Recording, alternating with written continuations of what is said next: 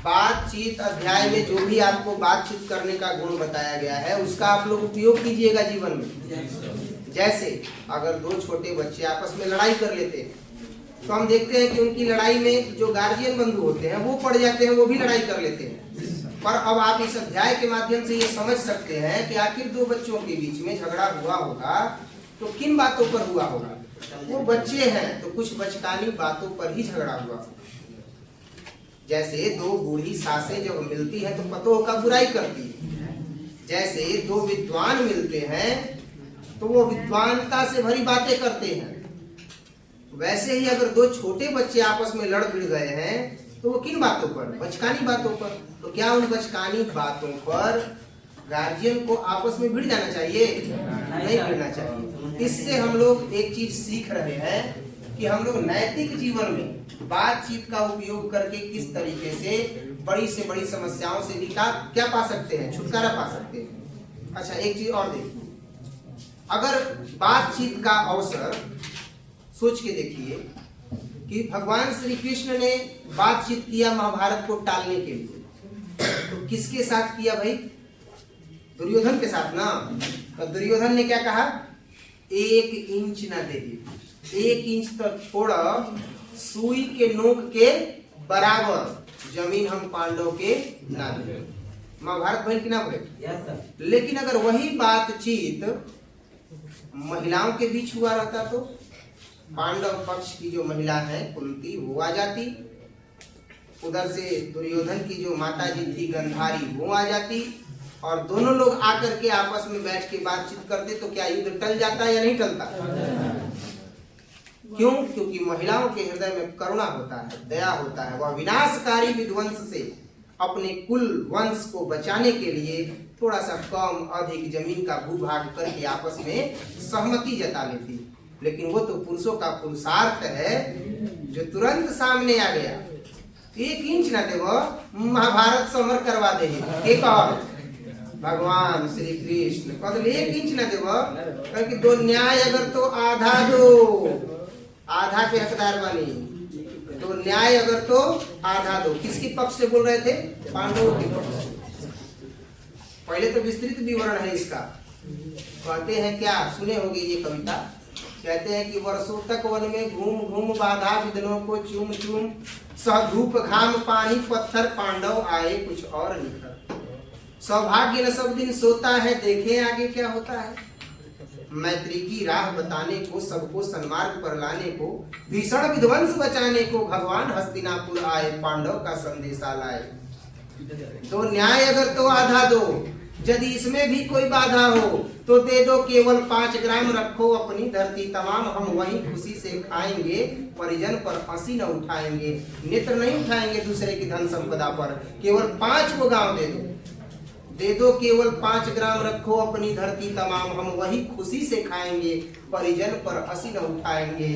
दुर्योधन वह भी दे न सका, आशीष समाज की ले न सका, उल्टे हरि को बांधने चला, जो था असाध्य साधने चला। उल्टे हरि को, नारायण को बांधने चल दिया, यदुवंशी शिरोमणि श्री कृष्ण को बांधने चल दिया। जो असाध्य है, जिनको साधा ही नहीं जा सकता है, दुर्योधन वह भी दे न सका, आशीष समाज की ले न सका, उल्टे हरि को बांधने चला, जो था असाध्य साधने चला। डगमग दिग्गज डोले भगवान कुपित होकर, यह देख गगन में है।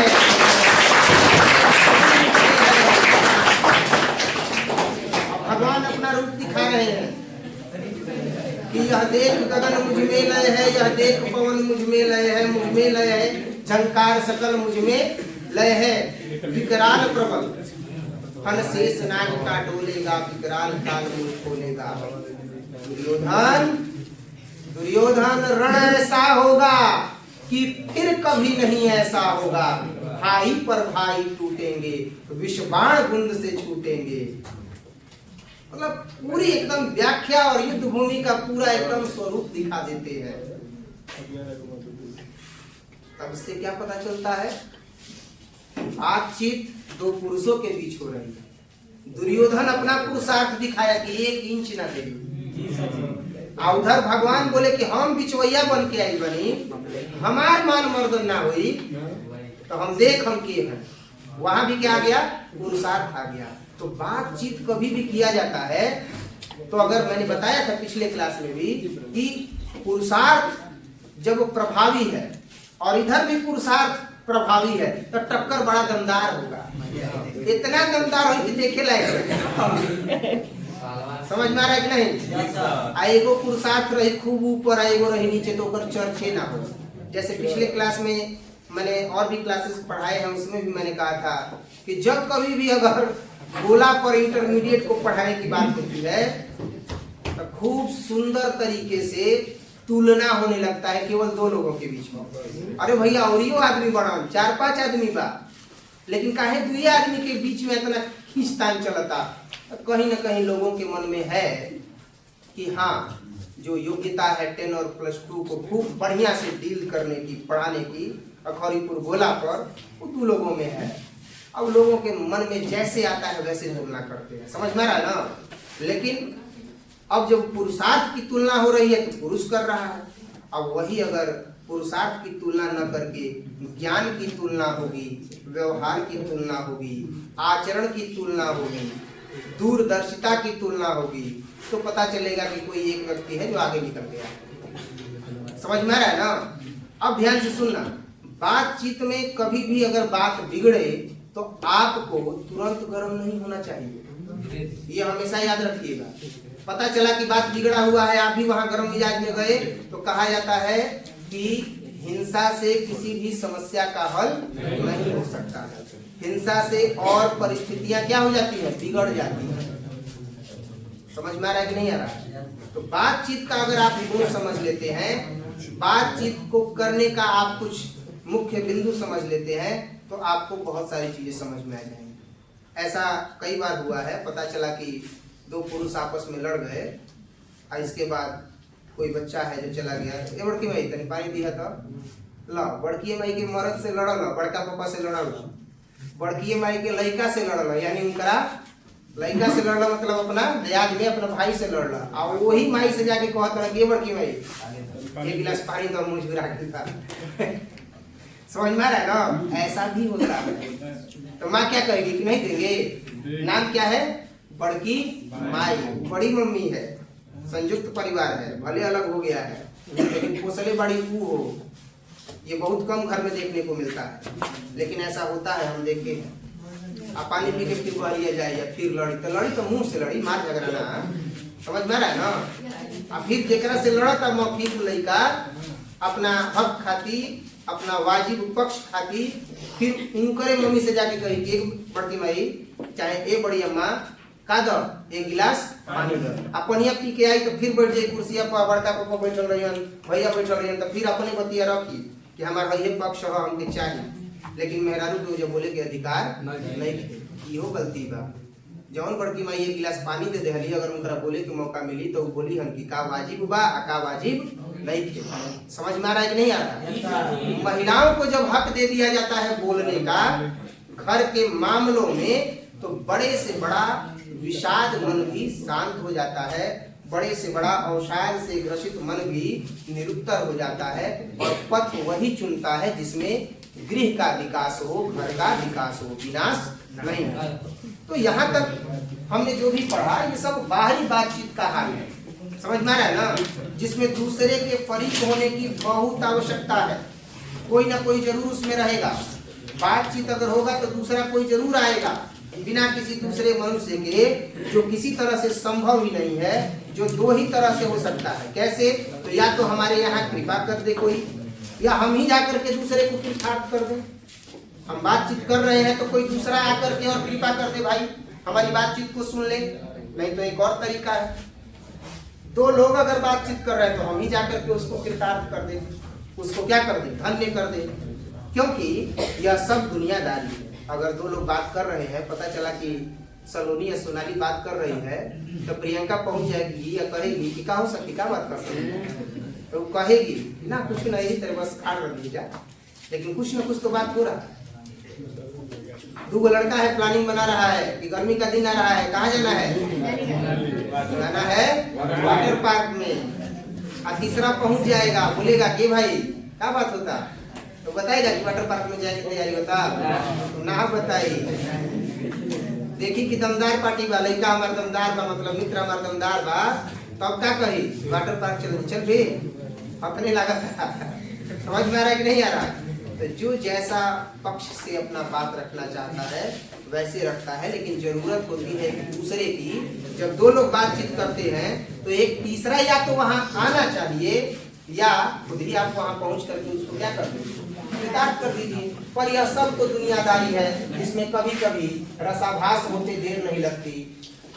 अगर क्योंकि रसाभास होते जो है वह देर नहीं लगती, क्योंकि जो महाशय अपने यहाँ पधारे उनकी पूरी दिलजोई न हो सकती है, शिष्टाचार में अगर त्रुटि हो जाती है। अगर हम उनके यहाँ गए तो पहले तो बिना बुलाए जाना ही अनादर का मूल है, और जाने पर अपने मन माफी बर्ताव न किया गया तो मानो दूसरे प्रकार का नया जो है वह घाव मिल जाता है। इसीलिए सबसे उत्तम प्रकार का बातचीत करने का सबसे बेहतर तरीका हम यही समझते हैं कि वह शक्ति हम अपने अंदर पैदा कर लें, जिससे कि हम अपने आप बात कर लिया करें। ये सबसे बेहतरीन तरीका है बातचीत करने का। ध्यान से समझिएगा और सुनिएगा। अगर आप स्वयं से बातचीत करना सीख जाइएगा तो आपको किसी अन्य की कोई जरूरत ही नहीं पड़ेगी बातों को सुनने की। समझ में आ रहा है ना। जैसे हम पढ़ा रहे हैं तो आपने देखा होगा कि इंग्लिश का जो वीडियो हम कभी कभी बना देते हैं, तो इंग्लिश का वीडियो बनाते हैं तो आपने देखा होगा कि बोर्ड पर एक दो लाइन लिखा रहता है, पढ़ाते पढ़ाते याद हो गया है, तो हम क्या करते हैं कि लाइन देखते हैं, क्वेश्चन पढ़ते हैं, इसके बाद आंसर इधर देख करके बोलने लगते हैं, बोलते हैं ना। तो वीडियो डाल देने पर कुछ एजुकेटर लोग हैं, टीचर लोग हैं जो 10th क्लास को पढ़ाते हैं, तो पता है वो क्या बोलते हैं कि धीरज सर इंग्लिश खूब अच्छा पढ़ाते हैं इंटरमीडिएट। समझ में आ रहा है ना। लेकिन धीरज सर इंग्लिश खूब अच्छा पढ़ाते हैं, तो क्या आपने फिजिक्स पढ़ाते हुए देखा है? क्या आपने मैथ पढ़ाते हुए देखा है? समस्या है कि नहीं है? मतलब अब जब इस तरीके से वो बताते हैं तो वो डिस्क्रिमिनेट करते हैं। मतलब 10th क्लास के टीचर हैं और 10th के स्टूडेंट्स को अगर बताते हैं तो उनका फाइनल पेपर है, तो उनका उद्देश्य है कि हम जहाँ भेजल चाहते नहीं 10 क्लास के लड़का बन के यही लड़का जा सकते। आई वो धीरजू सर के नाम बा, तो धीरज सर के बारे में खाली इतना कह देता कि हाँ उनका पढ़ावे, अंग्रेजी बढ़िया पढ़ावे, मतलब कुछ कहलन ना, खाली अंग्रेजी पर जोर दे देना, लेकिन कहीं ना कहीं वो निगेटिव भी फैला देना ना बोल के एक मतलब कि खाली इंग्लिश बढ़िया पढ़ावे और कुछ ना पढ़ावे। तो भैया ये अगर सब केहू जे भी देखा था वीडियो आ वही कहो कि नहीं सारा सब्जेक्ट अगर बता देता सब तो बढ़िया बा, अगर नहीं खन बतावत तो निगेटिव फैलावत, तो निगेटिव फैलावत तो हमरा कहीं एगो आदमी आके बताओ मास्टर साहब कि फलाना मास्टर साहब ऐसे ऐसे कहत रह, हम कहने कि वो किसी यूनिवर्सिटी के वाइस चांसलर है क्या कि वो हमको डिग्री देंगे कि हम क्या अच्छा पढ़ाते हैं और क्या अच्छा नहीं पढ़ाते हैं। There are so many students who are able to choose their best teacher for intermediate classes, and I always say that जो रिबेल होगा ना, जो विद्रोही होगा वही पढ़ेगा। विद्रोही समझ रहे हो, माने पता चलल कि ये बच्चा है, अच्छा आदमी लगा हुआ है इसके पीछे कि हेजे जाए के बाद, हेजे जाए के बाद, हेजे जाए के बाद, लेकिन इसका माइंड सेट बन गया है कि हमारा धीरज सर कहीं जाए के बताओ जाए के मतलब ये जाए। 11 साल से ये होता ना, तो आप तो देख ही रहे हैं, कुछ बच्चे नहीं देख रहे होंगे जो हरिपुर गोला से इस साइड के, क्योंकि वहां वैसा माहौल नहीं है। चौसा में भी बन गया है ऐसा माहौल, लेकिन हमारे गांव की तरफ नरेनापुर में ये सब नहीं बना हुआ है। बोल रहे हैं तो वहां भी बनाने का प्रयास किया जाएगा, समझ में आ रहा है ना, लेकिन वहां नहीं है। तो सोचो यहाँ पढ़ेगा वही जो विद्रोही होगा। विद्रोही मतलब किसी का बात नहीं मानेगा। वीडियो देखा वो खुद से सोच रहा है कि हमको कहाँ पढ़ना है और कहाँ नहीं पढ़ना है। तो जब आप हिंदी का वीडियो देख रहे हैं तो पता चला कि हिंदी का 12 गो कविते है, 14 गो कविता है 12 क्लास में। आप धीरज सर के यादें एक दिन गा के सुनाए थे ना, तब आप कहिएगा कि धीरज सर की हिंदी खूब बढ़िया है। अरे भैया यही चीज हम अपने बच्चों को भी सिखा रहे हैं, आपको भी बता रहे हैं कि 12 गो पाठ एक दिन बैठ जा और सोचा कि हमारा आज कड़बक याद कर लेने के बाद ना याद हुई। डिटर्मिनेशन होना चाहिए, दृढ़ प्रतिज्ञा होनी चाहिए, तब होगा। हमारे अंदर आया, क्यों आया, कारण है। क्योंकि हम एक बार बताए थे आपको कि मेरे जीवन का सारा आधार, जीवन की सारी जरूरतें अध्यापन कार्य से पूरी होंगी, तो हम क्यों ना उन विषयों में निपुणता हासिल कर ले जो हमको क्या करना है, पढ़ाना है। अब 12 क्लास का बच्चा आया और पता चला कि उसको कड़वक पढ़ना है, पता चला कि उसको जो है वह सूरदास के पद पढ़ना है, पता चला कि उसको रामचरितमानस का कोई पद है वो पढ़ना है। अब पता चला कि उसको जो है वो यादें नहीं है। हम केवल किताबिया लिए, किसका पद है जी, तो सूरदास जी का पद है। सूरदास जी का पद है, देख लिए सूरदास जी का पद है, ऐसे कर लिए। हिंदी अब जो उसका कविता है वो गाने लगे, पढ़ाने लगे, लड़का लाइन बाई लाइन मिलाने लगा, तो उसको लगेगा कि भाई हिंदी के खूब बढ़िया टीचर है ना। डिटर्मिनेशन का ये ताकत है। तो ये एकदम कंफर्म हो गया है कि हमको 12 महीना में केवल 14 को कविता बताना है 12 क्लास का, तो हम उसको याद कर लेंगे। यही काम आप भी कीजिएगा तो एक भी व्याख्या छूटेगा नहीं। 100 में 96, 98, 99 नंबर आएगा। तो डिटर्मिनेशन के लिए ही बोलते हैं कि थोड़ा सा शांति बना करके ध्यान केंद्रित करके पढ़िए। नकारात्मक लोगों को अपने दायरे से क्या कर दीजिए, दूर कर दीजिए। और इसके लिए भी कहते हैं कि अगर आपको कोई आपके लक्ष्य से भटका रहा है तो वो आपका परम शत्रु है, सबसे बड़ा शत्रु है। अगर कोई आपको आपके लक्ष्य से भटका रहा है, तुरंत उससे आपको क्या बनाना चाहिए, दूरी बनाना चाहिए। तो बातचीत करने का सबसे अच्छा तरीका क्या है, आत्मचिंतन। शाम हुआ है और हम खा पी लिए हैं भाई, सोने जा रहे हैं। अब तो दिन की समाप्ति हुई तो रात्रि का प्रारंभ अब तो सोने से ही होगा। सोने जा रहे हैं, सो करके पूरा रात बिता देंगे, क्या दिक्कत है, ठीक है सोएंगे। लेकिन सोने से पहले एक बार 1 से 2 मिनट आंखें बंद करेंगे और बैठ करके सोचेंगे कि सुबह से उठ करके हमने क्या क्या किया है। ये बहुत नैतिक चीजें हैं जो करता कोई नहीं। और दूसरा चीज, जब सोचेंगे तो उसमें एक चीज नजर आएगा कि हमने बेकार में कहाँ समय गंवाया है। अगले दिन ये प्रण लेंगे कि वह बेकार में समय मेरा वहां पर नहीं जाएगा, अपने आप सुधार होता चला जाएगा। समझ में आ रहा है क्या कह रहे हैं? इसी को कहते हैं आत्मा से बात करना, आत्मसात होना, अपने आप से बातचीत करना। और जो व्यक्ति अपने आप से बातचीत करता है वह भीतरी मनोवृत्ति को जान जाता है, अपने अंदर की कमियों को जान जाता है, उन कमियों को दूर करता है। जो भी नए नए रंग होते हैं उसको वह अपनाता है। जीवन मन जो है वह कई रंग दिखाता है, लेकिन कई रंग दिखाने के बाद भी मन पर उस व्यक्ति का नियंत्रण हो जाता है जो अपने से बात करता है। साथ ही साथ वह समझ जाता है कि यह संसार प्रपंचात्मक संसार है। प्रपंचात्मक संसार मतलब प्रपंच रचने वाला संसार है, ये षड्यंत्र रचने वाला संसार है ये। और उसका सबसे बड़ा भारी आईना आपका अंतर्मन है। जब सोचिएगा तो समझ में आएगा कि मित्र के साथ ज्यादा ठिठोली कर रहे हैं, मित्र के साथ इधर उधर ज्यादा घूम रहे हैं, आने वाले समय में यह साथ नहीं देगा। ये सब एक्टिविटी कभी हमको आगे लेकर के नहीं जाएगा। तो समझ में आएगा कि प्रपंचात्मक संसार किस प्रकार से प्रपंच करता है और आपको आपके लक्ष्य से भटकाता है। जिसमें चाहो जैसी सूरत देख लो, अगर कुछ दुर्घट बात है, अगर कुछ बेकार बात है, तो मन एक ऐसा चमन स्थान है, अर्थात मन एक ऐसा मुल्क है, देश है, जिसमें हर किस्म के बेल बूटी रहती हैं और साथ ही साथ अलग अलग तरह के पुष्प खिले हुए हैं। साथ ही साथ इसी तरह जब आप मन को समझने लगिएगा, आप मन का सैर कीजिएगा, तो आपका ध्यान एक जगह एकाग्रित हो जाएगा, आपका चित्त एक जगह लग जाएगा, जिसका साधना 1 और 2 दिन का काम नहीं है। अर्थात ये जो साधना बता रहे हैं करने के लिए कि अपने मन पर नियंत्रण कीजिए, यह एक दिन में कभी नहीं हो सकता है। बरसों का अभ्यास लगेगा और बरसों के अभ्यास के उपरांत हम थोड़ी सी भी अगर अपनी मनोवृत्ति को स्थिर कर लेते हैं, आवाक होकर के अपने आप से बातचीत कर लेते हैं, तो मानो कि हमारा जीवन क्या हो गया, सफल हो गया। एक शक्ति है जिसको वाक शक्ति कह रहे हैं, उस एक वाक शक्ति के मात्र दर्शन से न जाने कितने प्रकार के जो ज्ञान है वह अपने अंदर आ जाएंगे और कितने प्रकार की बुराइयों का क्या हो जाएगा, दमन हो जाएगा। हमारी जीवा बहुत कतरती रहती है बातों में, हमारी जीवा बड़ी लंबी चलती रहती है, जब देखो तब सदा स्वच्छंद चला करती है। यदि हमने अपने जीव पर नियंत्रण कर लिया, अर्थात अपनी जुबान पर नियंत्रण कर लिया, बड़ बोले हम नहीं बने, क्रोध आदि से हम बड़े बड़े विजय शत्रु को बिना प्रयास के ही जीत लेंगे। जैसे मैंने अभी बताया कि एक व्यक्ति ने थोड़ा सा आलोचना स्वरूप में कहा कि केवल क्या पढ़ाते हैं, तो इंग्लिश अच्छा पढ़ाते हैं।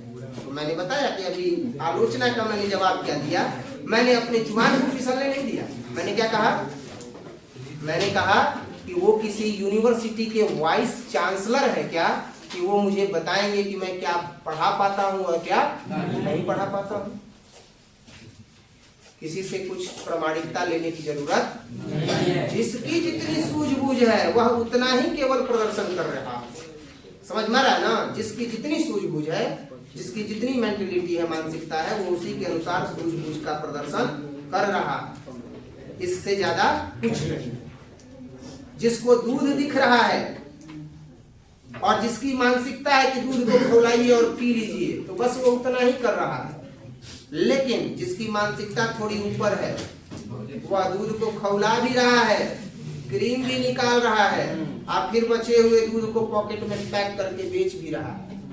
उसी से फिर दहियो जमा रहा है, दहियो बेच रहा है, और पतला कर दिया तो छाछ बना दिया। कई सारे, एक चीज से कई सारी चीजों को उसने प्राप्त कर लिया। समझ में आ रहा है कि नहीं आ रहा है?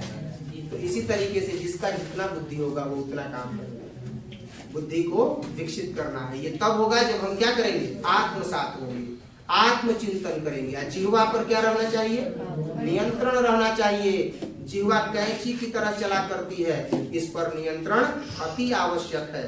अगर हमने जिह्वा पर नियंत्रण कर लिया तो बड़े से बड़े अजय शत्रु को भी क्या कर सकते हैं, पराजित कर सकते हैं। इसीलिए अवाक रहकर अपने से बातचीत करने का साधन यथावत साधनों का मूल है, अर्थात साधना का मूल है कि हमें केवल और केवल अपने आप से बातचीत करना चाहिए।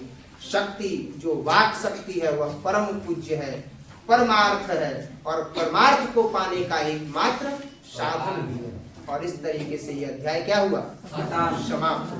तो आप देख सकते हैं कि लगभग यह अध्याय समाप्त हो चुका है, और इसमें जो है हम लोग क्या करेंगे अब, क्वेश्चन आंसर। तो कल के क्लास में अब हम लोग क्वेश्चन आंसर देखेंगे। और एक चीज थोड़ा याद रखिएगा कि जब पाठ पढ़ाया जाता है तो कभी कभी पाठ लंबा भी चलता है, कभी कभी अपने टाइम से खत्म हो जाता है, जिसका नतीजा होता है कि अंतिम वाले क्लास में पता चलेगा कि या तो एक पैराग्राफ रहेगा, नहीं तो उस दिन का क्लास छोटा हो जाएगा ना। उस दिन का क्लास छोटा हो जाएगा तो उसको अन्यथा नहीं लेना है, या ये नहीं सोचना है कि बस खत्म नहीं देना पड़ेगा, ये नहीं सोचना है। समझ में आ रहा है ना? ठीक है, इसके आगे हम लोग क्वेश्चन आंसर देखेंगे अगले क्लास में। ठीक है।